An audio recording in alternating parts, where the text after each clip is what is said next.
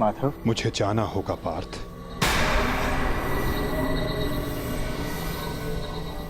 परंतु माधव। नहीं पार्थ, नियति मुझे पुकार रही है।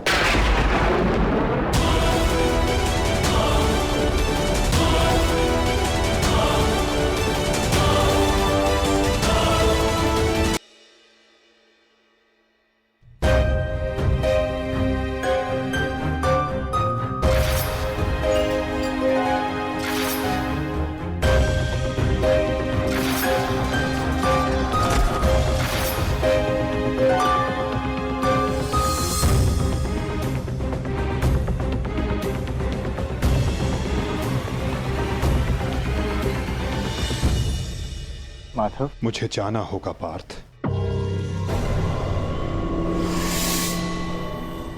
परंतु माधव। नहीं पार्थ, नियति मुझे पुकार रही है।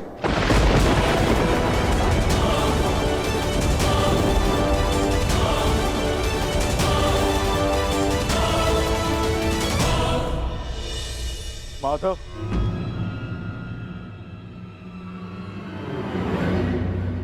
आपने बताया नहीं कि अचानक ऐसा क्या हुआ जो आप जा रहे हैं।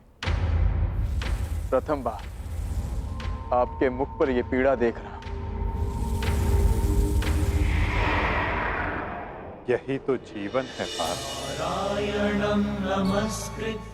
आनंद के साथ पीड़ा, अंधकार के साथ प्रकाश, उत्थान के साथ पतन और निर्माण के साथ विनाश कहीं ना कहीं जुड़ते ही हैं पार्थ। आज हस्तिनापुर में नया आरंभ हुआ है, परंतु मुझे जाना होगा पार्थ, ताकि मैं एक अंत को, एक विनाश को रोकने का प्रयास कर सकूं। तो फिर मुझे भी अपने साथ ले चलिए माधव। महाभारत में आपने मेरा मार्गदर्शन किया था और अब आपके मार्ग पर चलना मेरा अधिकार है।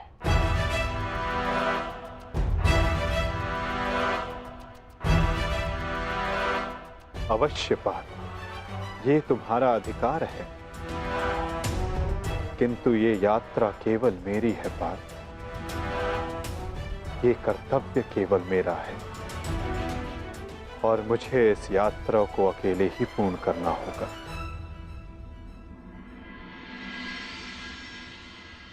अब मुझे जाना होगा पार्थ। स्वास्थ्य।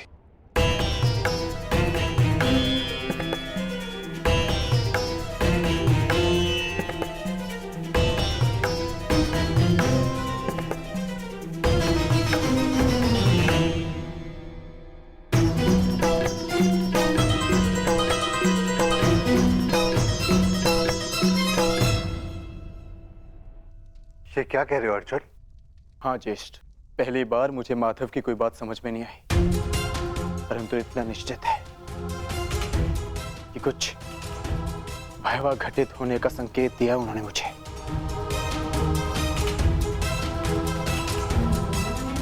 मैं आपकी आज्ञा लेने आया हूं ज्येष्ठ। मुझे द्वारका जाना होगा।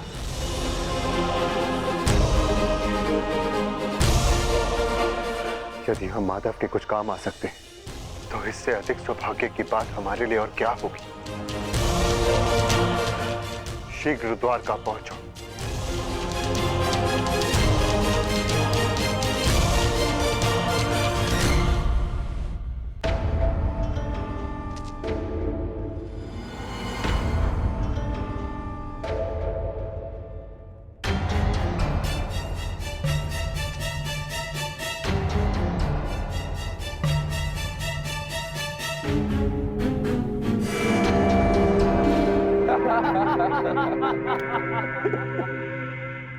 जन्मदिन की बधाई हो मित्र। कृतवर्मा, स्वागत है तुम्हारा।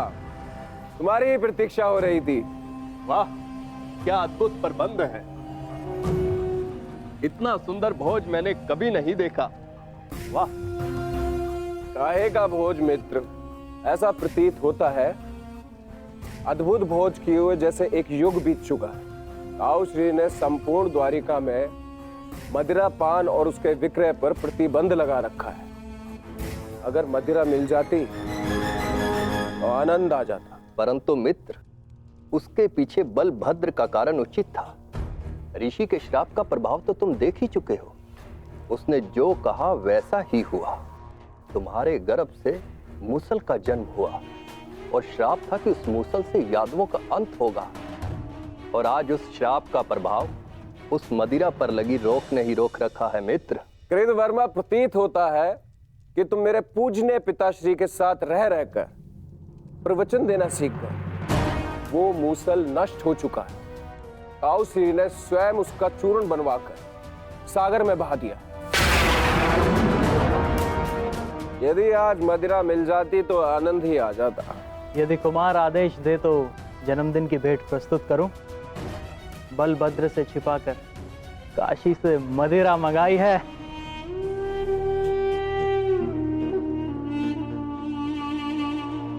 देखा कृतवर्मा, इसको कहते हैं जन्मदिन का उपहार। ये है मेरा सच्चा मित्र। आज मनेगा आनंद उत्सव।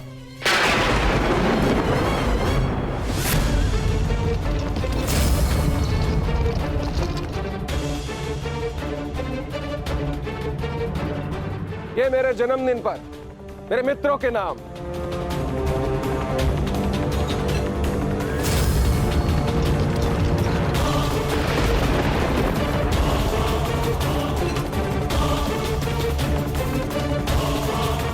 रुक जाइए आर्य।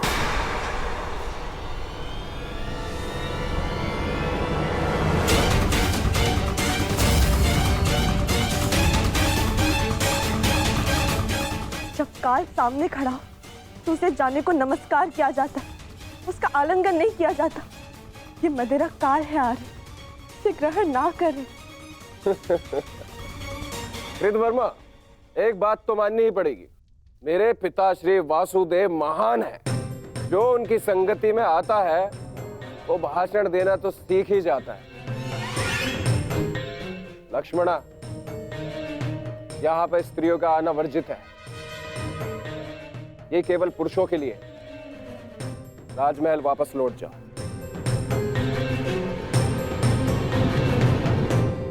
इन पुरुषों में मेरे अर्धांग भी है आर्य, जो स्वयं ही काल के गाल में जाने के लिए प्रस्तुत हो रहे। परंतु मैं ऐसा नहीं होने दे सकती।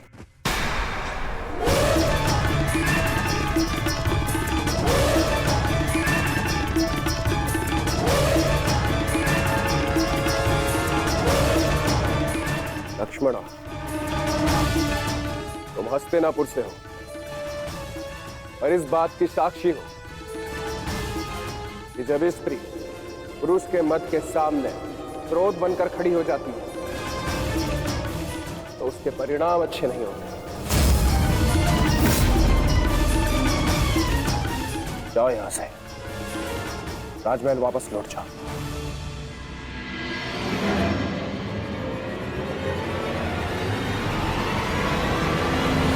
मैंने कहा राजमहल वापस जाओ।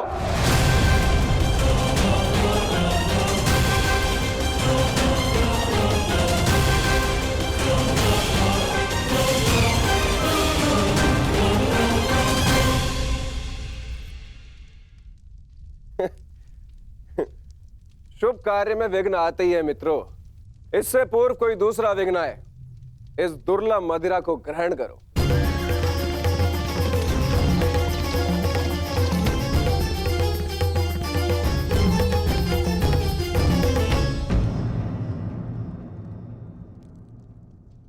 लक्ष्मणा, तुम अपने अश्रु मुझसे नहीं छुपा सकती हो।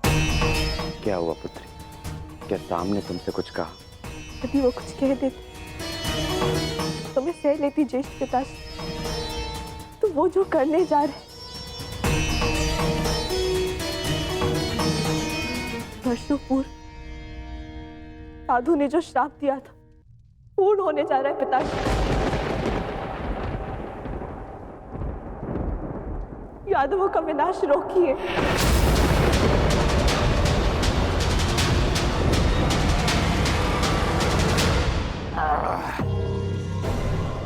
अद्भुत! आज मदिरा मिली पीने को, वो भी मन भर के। वाह!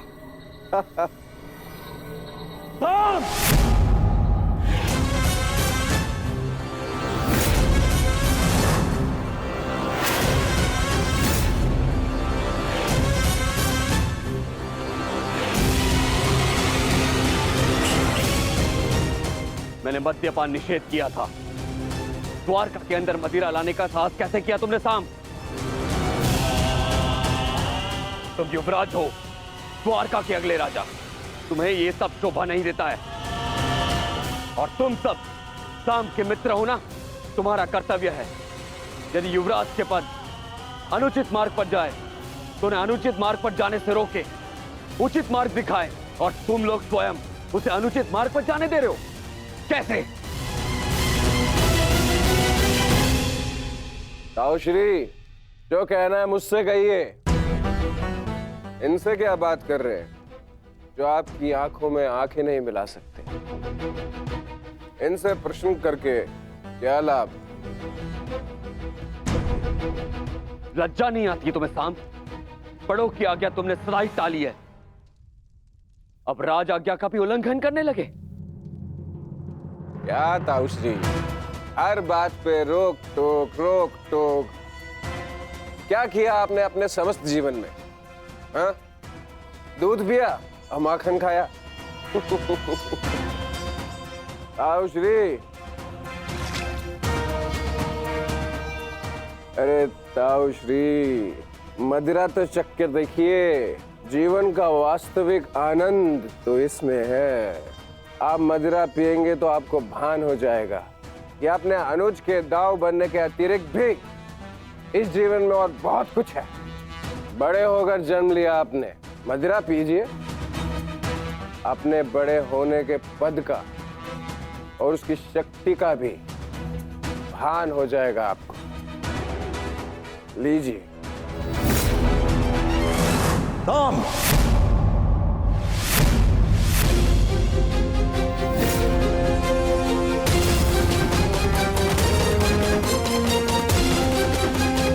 साहस मत करना।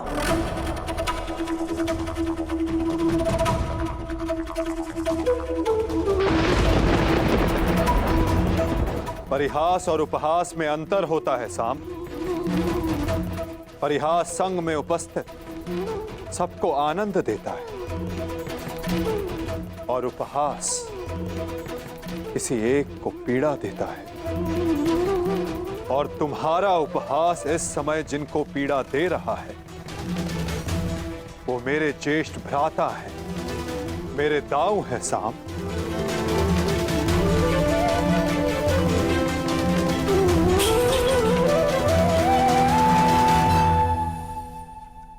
और मैं कौन हूं? हाँ? कौन हूं मैं? पुत्र या कुपुत्र? आपको तो सदैव अभिमन्यु जैसा पुत्र चाहिए था।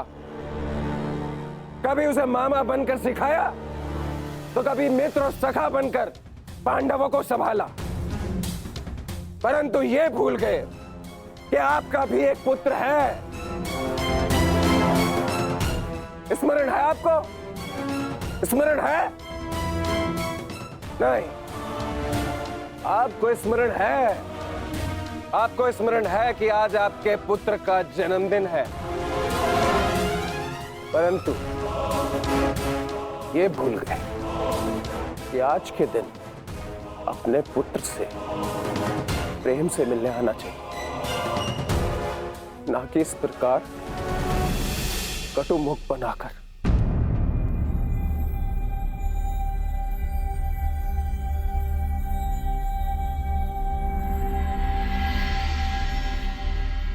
ये उत्सव संपन्न हुआ,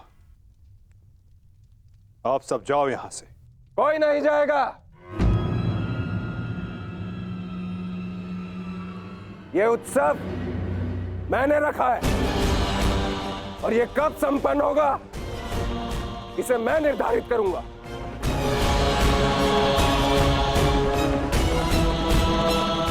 तुम इस समय मदिरा के मध में हो साम। ये समय वार्तालाप करने के लिए उचित नहीं है। जाओ, जाकर विश्राम करो। कहीं ऐसा ना हो कि संपन्न होने के स्थान पर इसका समापन हो जाए।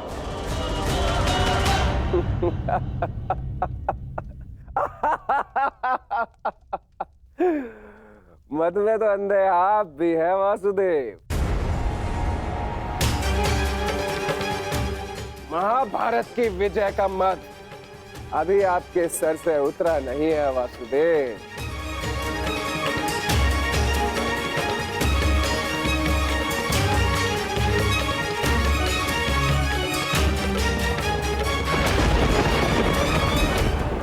उचित कहा सामने वासुदेव।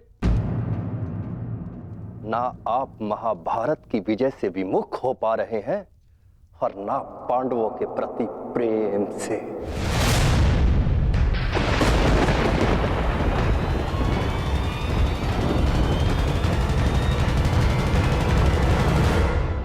उसे इतना प्रेम था आपको कि अपने ही यादव कुल का ध्वंस कर बैठे।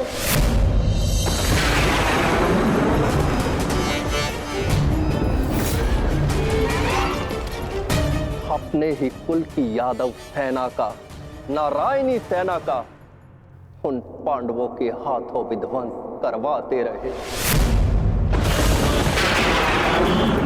और उस अर्जुन को गीता का ज्ञान दिया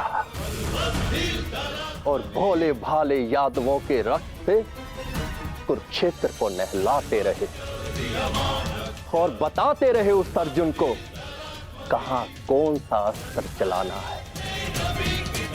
क्यों वासुदेव, क्यों? अपने सखा के लिए, अर्जुन के लिए? क्यों क्यों इतना प्रिय है वो आपको? क्यों?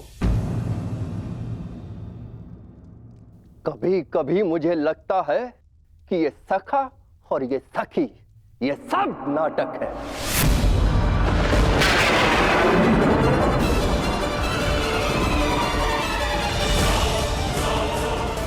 प्रतीत होता है जैसे पंचाली के छठे पति आप स्वयं हैं।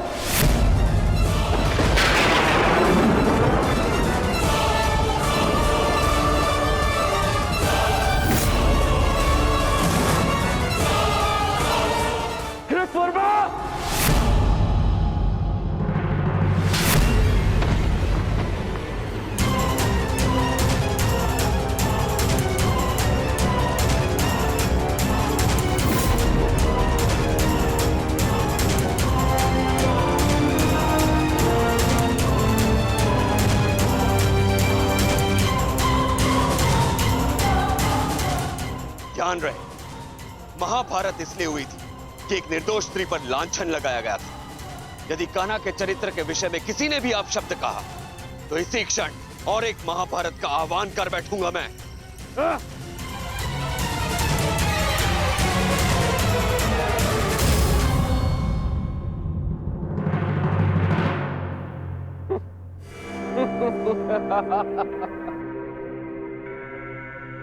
वाह, प्रेम हो तो ऐसा, भाई हो तो ऐसे।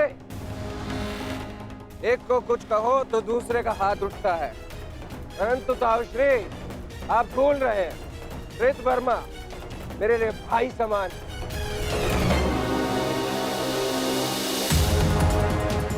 एक तो आप मेरे जन्मदिन पर बिना आमंत्रण के यहां पहुंचे और दूसरा मेरे मित्र पर आपने हाथ उठाया।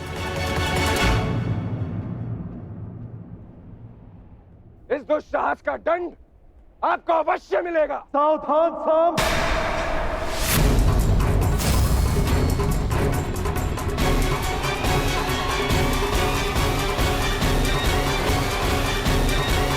है जैसे पंचाली के छठे पति आप स्वयं हैं।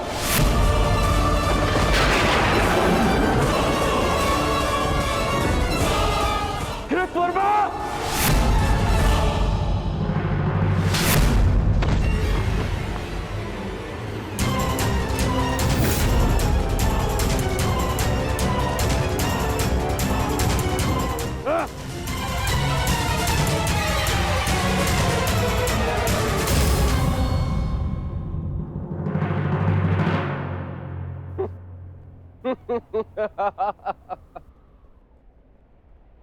एक तो आप मेरे जन्मदिन पर बिना आमंत्रण के यहां पहुंचे और दूसरा मेरे मित्र पर आपने हाथ उठाए।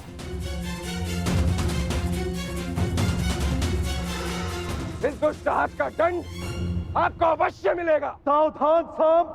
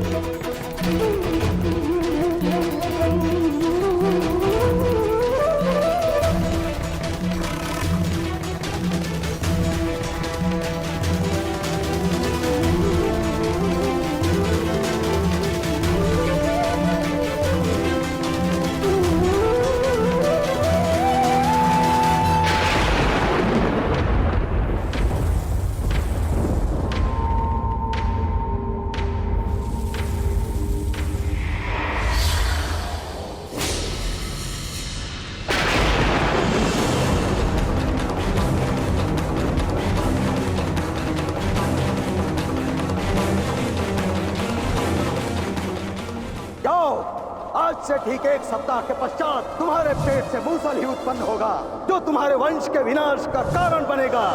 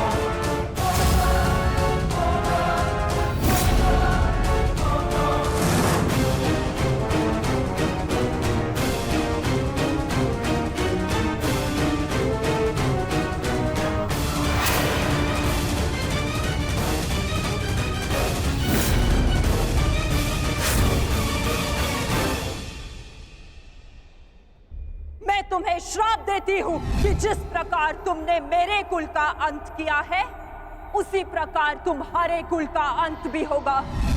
तुम्हारा कुल भी ऐसे ही आपस में लड़कर नष्ट हो जाएगा।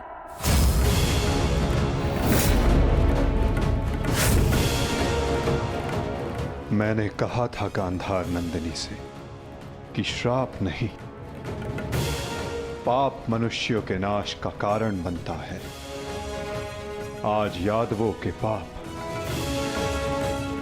उनके नाश का कारण बनेंगे।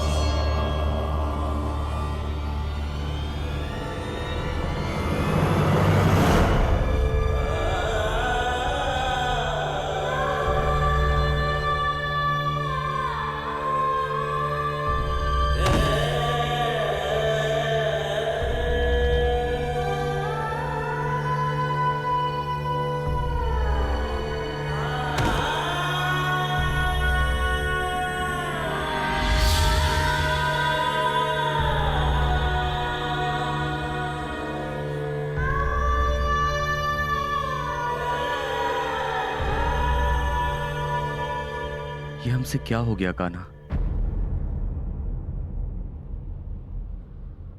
हमने अपने ही कुल का नाश कर दिया। नहीं दाऊ, मनुष्य का विनाश उसके पाप कर्मों से होता है। यही नियति है और यादवों ने अपनी नियति स्वयं चुनी। जब जब मनुष्य अपने भीतर मद, दांभ और क्रोध को जगाएगा, तब तब वो ऐसे ही भूमि पर सो जाएगा।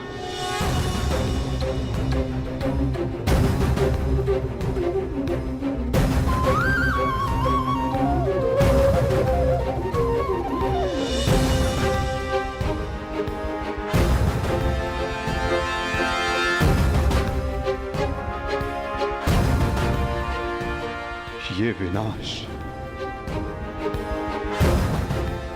संसार के लिए एक उदाहरण होगा कि मद से उपजित क्रोध सदैव अपना और अपनों का सर्वनाश करता है। दाऊ, माता गांधारी का श्राप और यादवों के पाप ने दोनों ने मिलकर सब समाप्त कर दिया दाऊ। किंतु इन सब का अर्थ क्या है कान्हा?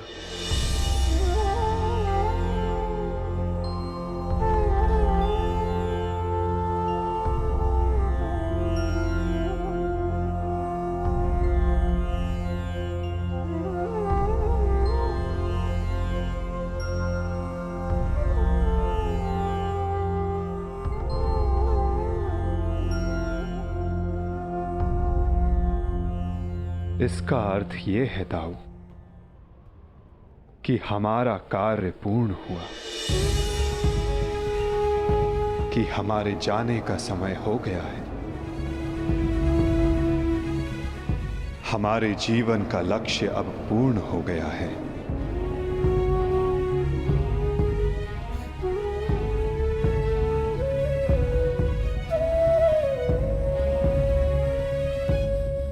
जब अंत आ रहा है तो प्रारंभ से हो। प्रारंभ से ही मैं श्री हरि का सेवक रहा हूं, तो अंत भी उनके चरणों में ही हो।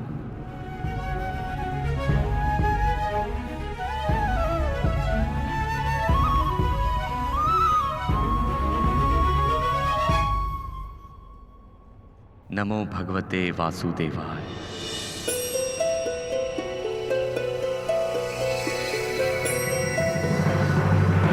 अंत आ रहा है तो प्रारंभ से हो। प्रारंभ से ही मैं श्री हरि का सेवक रहा हूं, तो अंत भी उनके चरणों में ही हो।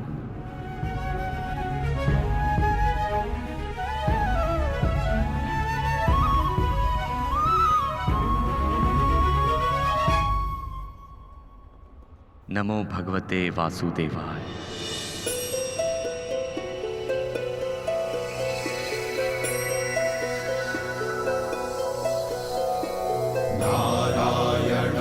नमस्कृत्य नरं चैव नरोत्तमं देवीं सरस्वतीं व्यासं ततो जयम् उदीरयेत्। नारायणं नमस्कृत्य नरं चैव नरोत्तमं देवीं सरस्वतीं व्यासं ततो जयम् नमस्कृत्य नरं चैव नरोत्तमं देवीं सरस्वतीं व्यासं ततो जयम् उदीरयेत्।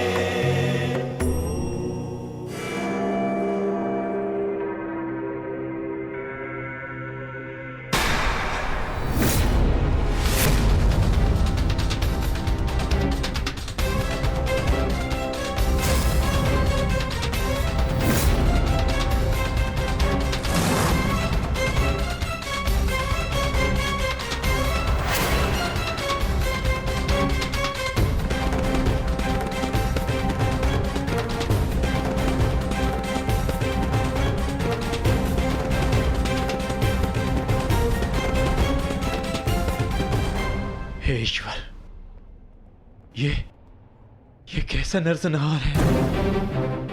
कहीं माधव इसी अंत की बात तो नहीं कर रहे थे? परंतु माधव है कहां? माधव कहां है आप?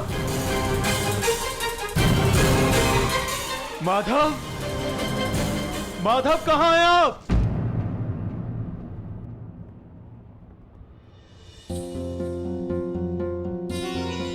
ये तो माधव के चरण चिन्ह है।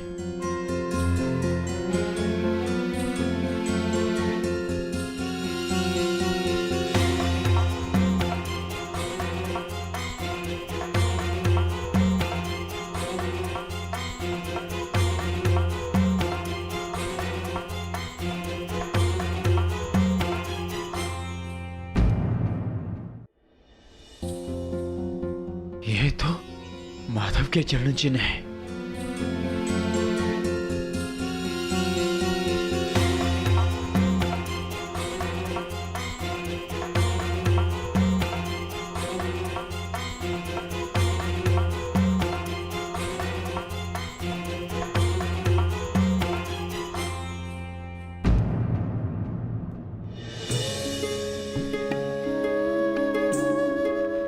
माधव,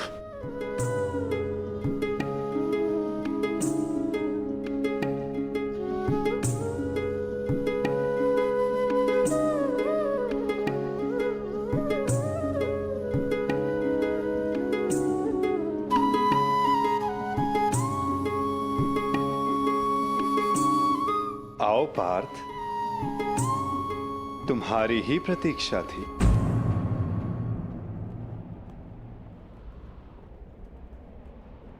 तुम्हें आना ही था, क्योंकि मेरे जाने का समय हो गया है।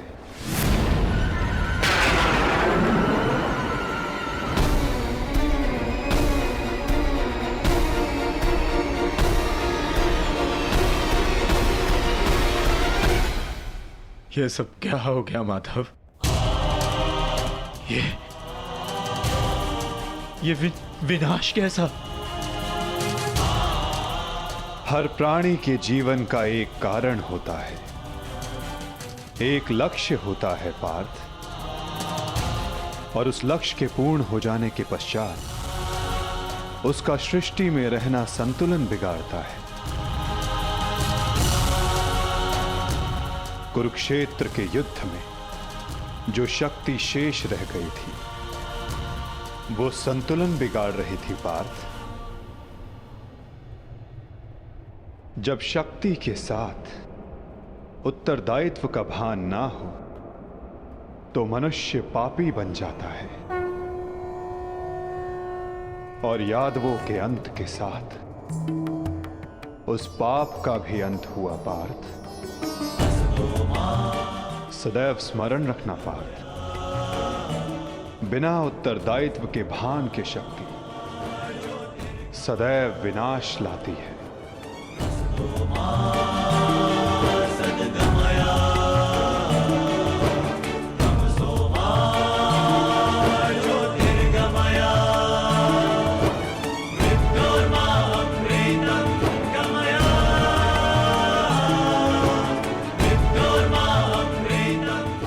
मेरे लिए क्या आदेश है माधव?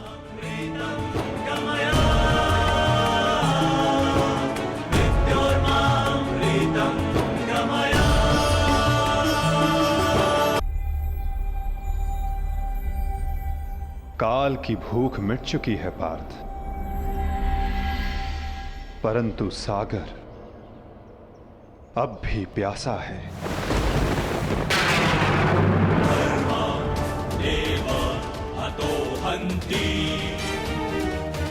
तुम शीघ्रता करो पार्थ, द्वारका की सभी स्त्रियों को और बालकों को अपने साथ हस्तिनापुर लेकर लौट जाओ।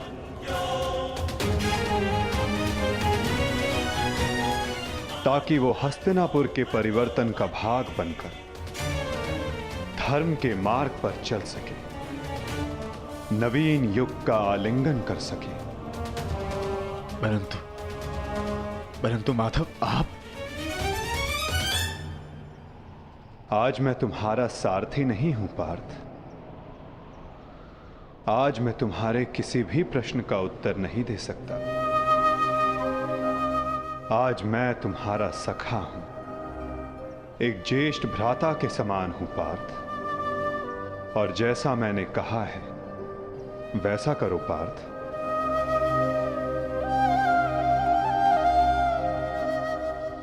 अभी किसी और से मिलने का समय है।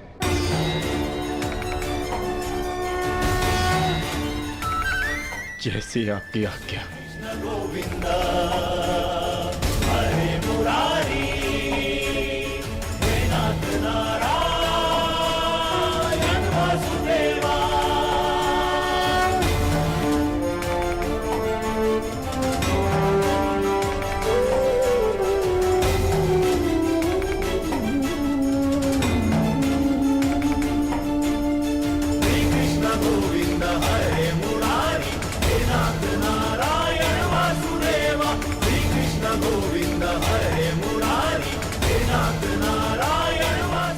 प्रणिपात।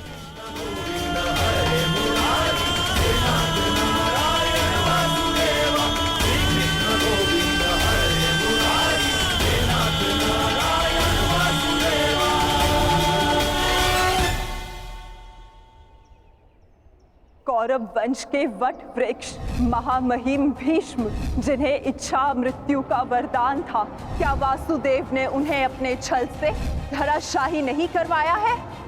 यही तुम्हारा अंतिम अवसर है पार्थ। पितामह को इस पीड़ा से मुक्त करो पार्थ।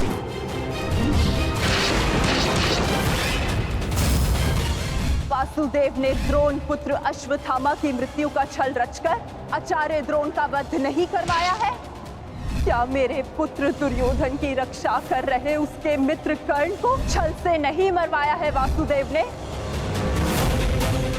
अंगराज को युद्ध का आवाहन दो पार्थ। यदि अंगराज के हाथों में विजय धनुष आ गया तो तुम कुछ नहीं कर पाओगे पार्थ। बाण संधान करो पार्थ। पुत्र दुर्योधन पर युद्ध के नियमों के विरुद्ध जाकर प्रहार किया गया, क्या वो वासुदेव का छल नहीं था?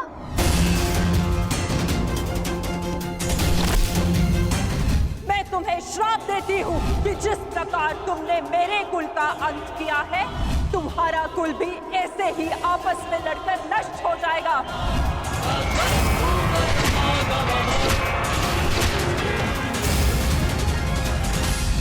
एक बहुत ही बुद्धिमान ज्ञानी पुरुष ने मुझसे कहा था कि मनुष्य अपने प्रत्येक चयन का परिणाम स्वयं भुगतता है।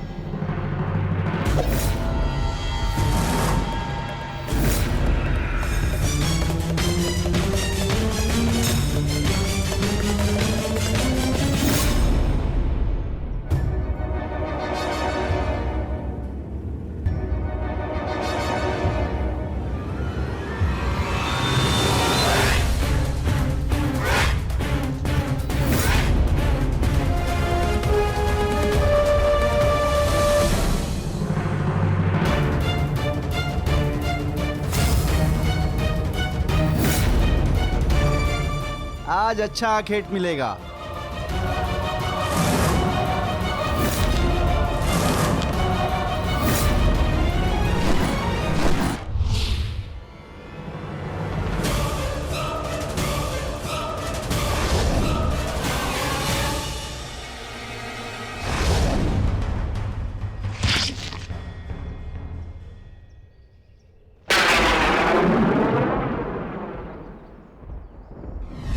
ये बाण मेरा चरण भेद नहीं पाया, परंतु अब से मेरे शरीर का ये भाग सबसे दुर्बल होगा और अब कोई भी बाण मेरे इस स्मरण स्थल को भेद पाएगा और यही मेरे इस देह को त्यागने का कारण बनेगा।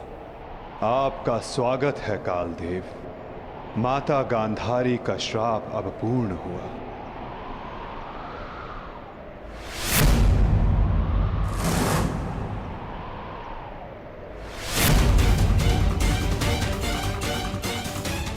श्री कृष्ण, ये कैसा अनर्थ हो गया मुझसे? प्रभु, प्रभु मुझे माफ कर दो प्रभु, मुझसे बहुत बड़ी भूल हो गई। मुझे लगा कि यहाँ कोई हिरण है, परंतु। तुम विलाप ना करो व्याध, तुमने कुछ भी अनुचित नहीं किया। जो कुछ भी होता है सब में मैं स्वयं सम्मिलित होता हूं। कर्म के चक्र को कोई नहीं टाल सकता। त्रेता युग में मैंने जब श्री राम का अवतार लिया था, तब उस युग में तुम वीर वानर वाली के नाम से प्रसिद्ध थे और उस युग में मैंने बाण चलाकर तुम्हारा वध किया था और उस कारण हेतु आज तुम्हारा बाण मुझे आकर लगा है। मेरे जीवन का उद्देश्य धर्म स्थापना था और अब जब धर्म की नींव रखी जा चुकी है तो मेरी उपस्थिति इस धरती का संतुलन बिगाड़ देगी। हर मनुष्य इस धरती पर एक उद्देश्य लेकर आता है और उस उद्देश्य को पूर्ण करना उसका कर्तव्य होता है। मैंने अपने जीवन का उद्देश्य पूर्ण किया और आज तुमने अपना कर्तव्य पूर्ण किया व्याध, किंतु जब जब धरा पर अधर्म और अन्याय बढ़ेगा, मैं तब तब लौटकर पुनः आऊंगा। मैं जा रहा हूं, किंतु मेरी सीख गीता का ज्ञान बनकर समस्त संसार में शेष रहेगी। वो बालकों की चंचलता में होगी, इस संसार के कण कण में होगी। रूप बदलेगा, किंतु मैं सदैव रहूंगा। शरीर का अंत होता है, किंतु जो अमर रहता है वो है सीख।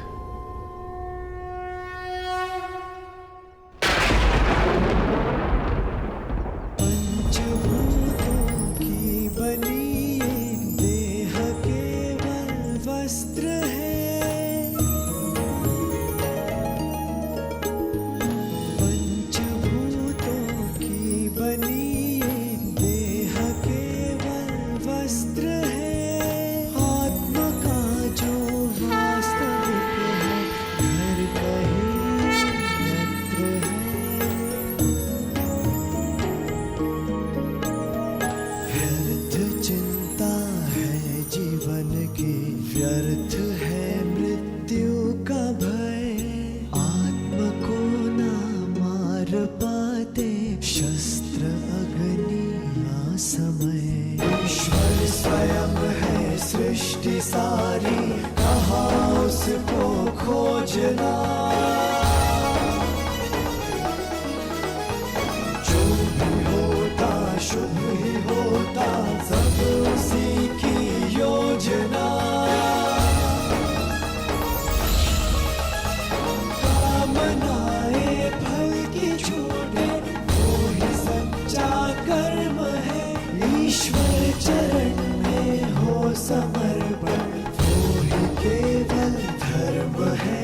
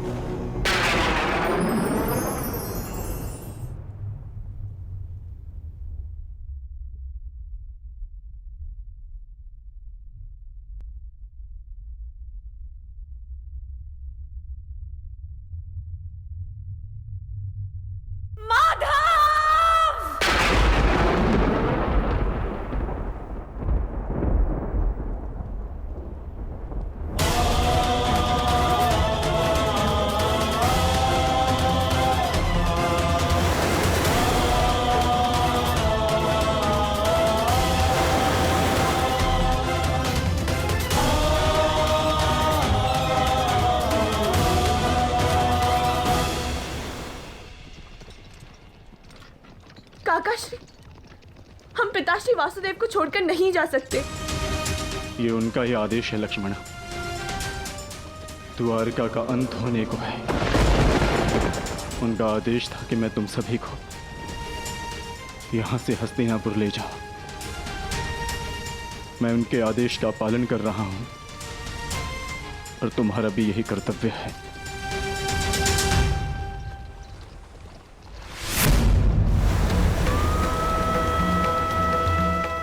भगवान,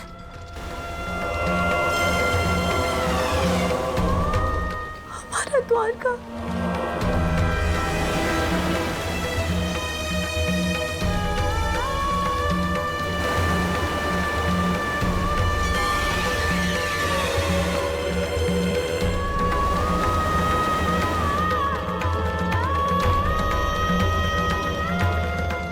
माधव का संदेश था लक्ष्मणा कि लक्ष्य पूर्ण हो जाने के पश्चात समापन आवश्यक है, अन्यथा संतुलन बिगड़ता है।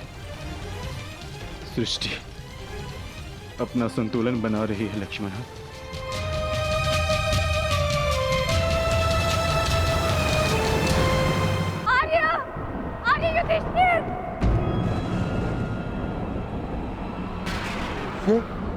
ये तो पांचाली का स्वर है।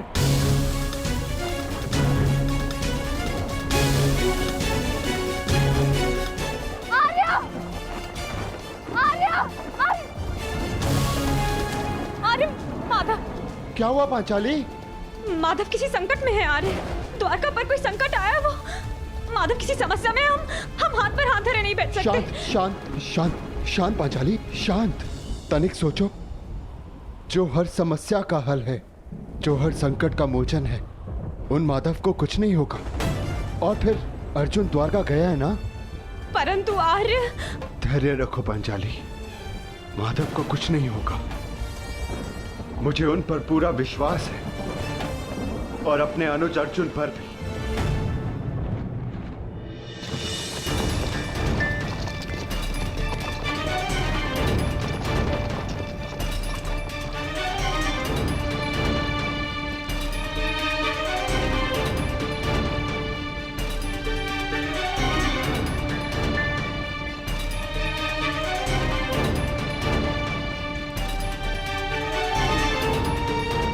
सारथी, रथ रोको।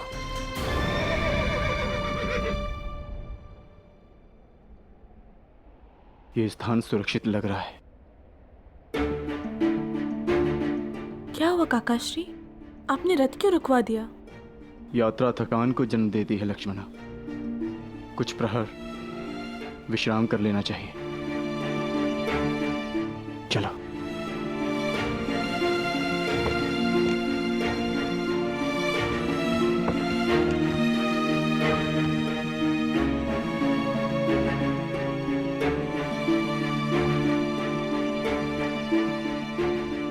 आज मैं तुम्हारा सारथी नहीं हूं पार्थ, आज मैं तुम्हारा सखा हूं। एक ज्येष्ठ भ्राता के समान हूं पार्थ, और जैसा मैंने कहा है वैसा करो पार्थ।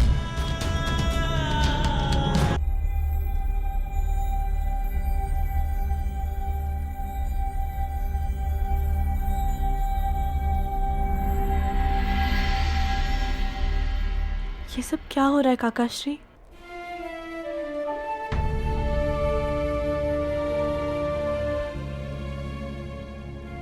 हम सभी मनुष्यों का जीवन एक यात्रा के भांति होता है लक्ष्मणा, जिसे हमें पूर्ण करना होता है।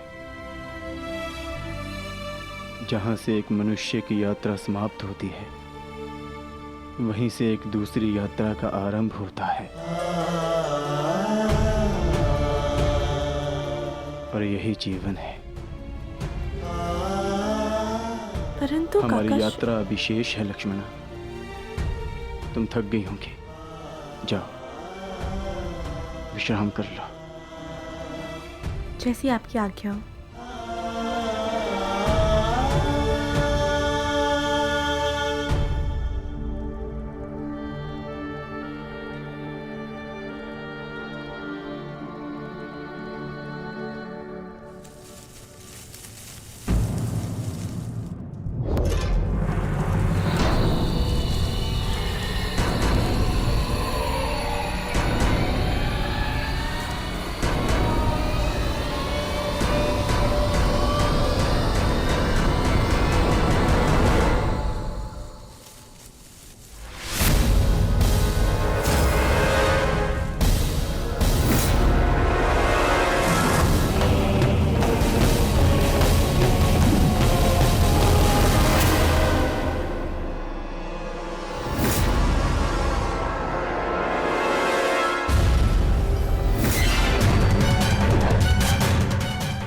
सावधान, पीछे हट जाओ, अन्यथा परिणाम भुगतने के लिए सज्ज हो जाओ। उत्तर दो इसे।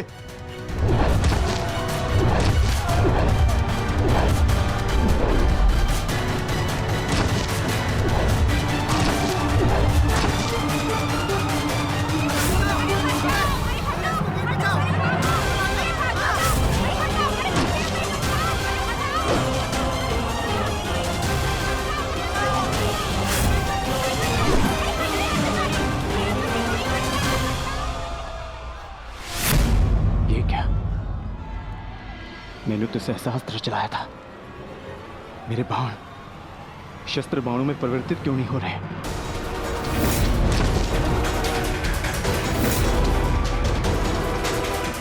मेरा लक्ष्य कैसे चूक सकता है?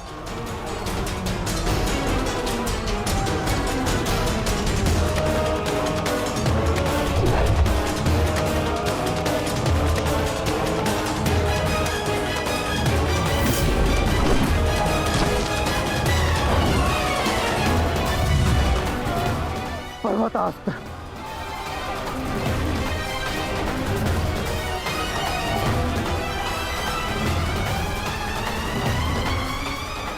ये सब क्या हो रहा है? बाण प्रकट क्यों नहीं हो रहे? कैसे करूंगा मैं सबकी रक्षा?